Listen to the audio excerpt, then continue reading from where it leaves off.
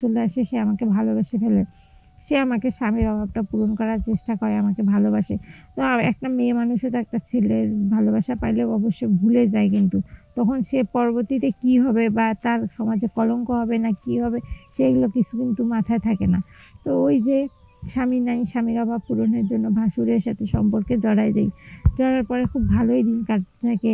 ইমোতে কথা হয়, মেসেঞ্জারে মেসেজ দেয়, ভিডিও ফোনে কথা হয়। সে হচ্ছে আমার কাছে আসে, আমাকে ঘুরতে নিয়ে যায়।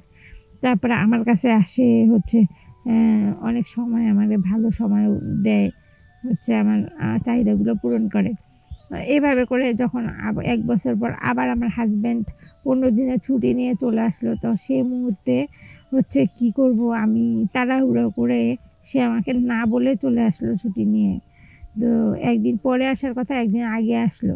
আমি হঠাৎ করে হচ্ছে আমি রান্নাঘরে কী জানি করছিলাম।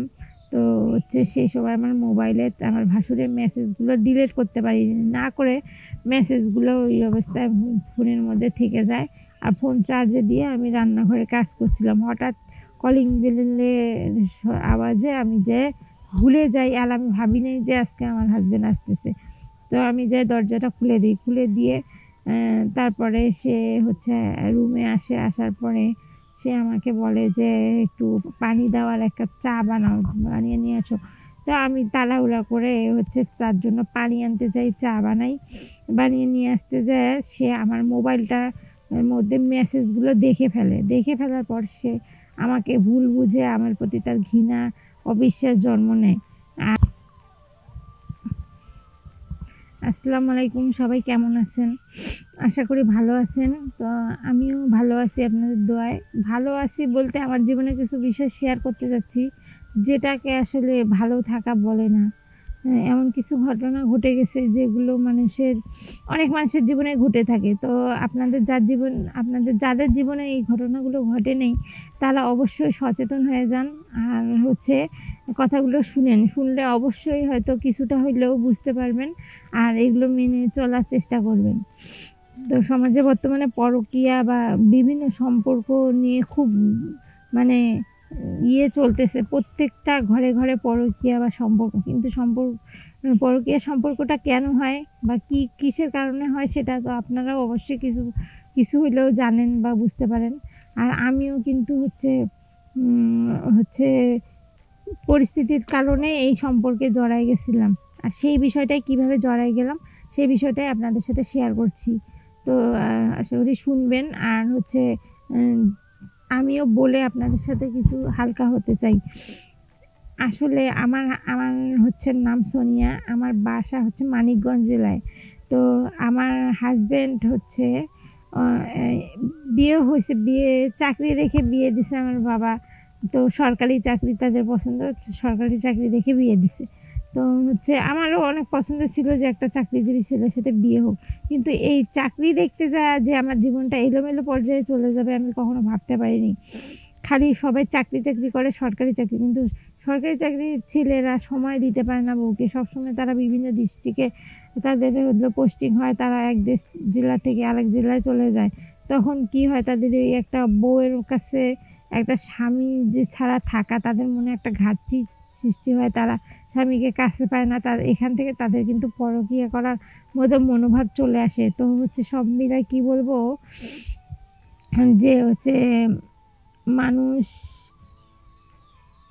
অভ্যাসের দাস। মানুষ যেটা অভ্যাস করবে সেটাতে কিন্তু তার জীবনে পরিবর্তন হয়ে যাবে। আমার হাসব্যান্ড এই বছরে একবার আসে ১৫ দিনের ছুটি নিয়ে। তো ১৫ দিনে একটা মেয়ের হচ্ছে জীবনে একটা হাসব্যান্ড অনেক মূল্যবান জিনিস। কি আর সুখ শান্তি হয় বলেন?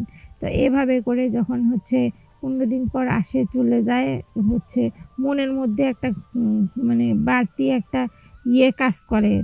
কাউকে কাছে পাওয়ার বা হাসব্যান্ডের এই দূরত্বটাকে তখন মনের মধ্যে মনের একটা জাগায়। তো সেই ক্ষেত্রে আমার ভাসুর আমার বাসায় তারা যেহেতু ২ ভাই, তো ভাসুর বাসায় ছিল।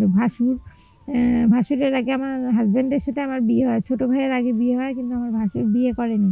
সে তার যে কোনো কারণে মেয়েদেরকে হচ্ছে পছন্দ করতো না, বিয়ে করতে চাইতো না।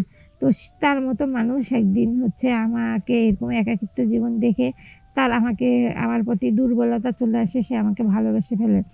সে আমাকে স্বামীর অভাবটা পূরণ করার চেষ্টা করে, আমাকে ভালোবাসে। তো একটা মেয়ে মানুষও তো একটা ছেলের ভালোবাসা পাইলে অবশ্যই ভুলে যায় কিন্তু। তখন সে পরবর্তীতে কী হবে বা তার সমাজে কলঙ্ক হবে না কী হবে, সেগুলো কিছু কিন্তু মাথায় থাকে না। তো ওই যে স্বামী নাই, স্বামীর অভাব পূরণের জন্য ভাসুরের সাথে সম্পর্কে জড়ায় যাই। জড়ার পরে খুব ভালোই দিন কাটতে থাকে। ইমোতে কথা হয়, মেসেঞ্জারে মেসেজ দেয়, ভিডিও ফোনে কথা হয়। সে আমার কাছে আসে, আমাকে ঘুরতে নিয়ে যায়। তারপরে আমার কাছে আসে অনেক সময় আমাকে ভালো সময় দেয়, আমার চাহিদাগুলো পূরণ করে। এভাবে করে যখন 1 বছর পর আবার আমার হাজব্যান্ড 15 দিনের ছুটি নিয়ে চলে আসলো, তো সেই মুহূর্তে কী করব আমি, তাড়াহুড়ো করে সে আমাকে না বলে চলে আসলো ছুটি নিয়ে। তো একদিন পরে আসার কথা, একদিন আগে আসলো। আমি হঠাৎ করে আমি রান্নাঘরে কী জানি করছিলাম। তো সেই সময় আমার মোবাইলে আমার ভাসুরের মেসেজগুলো ডিলিট করতে পারিনি, না করে মেসেজগুলো ওই অবস্থায় ফোনের মধ্যে থেকে যায়।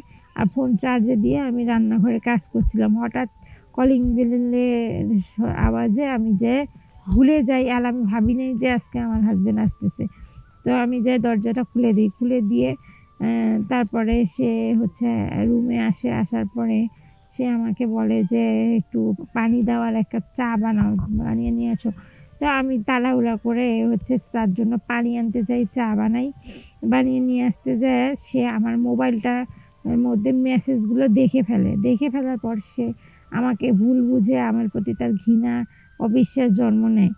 আর সে ভাবতে পারে না যে আমার আপন ভাইয়ের সাথে আমার বউ এরকম একটা সম্পর্কে জড়ায় গেছে। সে এটা মেনে নিতে পারে না। সে আমাকে অনেক অত্যাচার করে, মারধর করে। পরে আমি অস্বীকার করি। অস্বীকার করার পরে সে আমাকে ডিভোর্স দিতে চায়। ডিভোর্স দেওয়ার কথা বলে পরে আমি সত্য কথা বলে দেই যে তুমি আমাকে ডিভোর্স দিও না বা আমাকে ছেড়ে দিও না। আসলে আমি অনেক ভুল করে ফেলছি। আমার একটা সম্পর্কে আমি জড়ায় গেছি। তো আমাকে মাফ করে দাও। সে এক পর্যায়ে আমাকে ক্ষমা করতে পারেনি। সে মানে নিতে পারেনি যে বাইরের কোনো ছেলে না, আমার আপন ভাইয়ের সাথে তুমি এরকম কাজ করছো। আমি তোমাকে ছেড়ে দিব, তোমাকে আমি ডিভোর্স দিয়ে দিব। এক পর্যায়ে এভাবে অশান্তি করেও সংসার চলতে এক পর্যায়ে ডিভোর্স হয়ে যায় আমাদের মধ্যে। তো সংসারটা ভেঙে যায়। এখন আমি আমার জীবনটা ছন্নছাড়া। এখন একটা মেয়ে তো স্বামী ছাড়া, একটা ছেলে ছাড়া চলতে পারে না। এখন আমি এমন ভুল পথে চলে গেছি যে যে কোনো ছেলে বা যে কোনো কেউ যদি আমারে কোনো কথা বলে, তাহলে আমি বিনা শর্তেই রাজি হয়ে যাই। কারণ আমি একটু ভালোবাসার পাগল, ভালোবাসার জন্য তার সাথে যে কোনো ছেলের সাথে মিলে যাই। তো একটু চিন্তা করে দেখেন, একটা সংসার থেকে একটা মেয়ের জীবন কতটা নিচে নেমে যেতে পারে, যে সে একদম সস্তা হয়ে যায় 8-10টা ছেলের কাছে।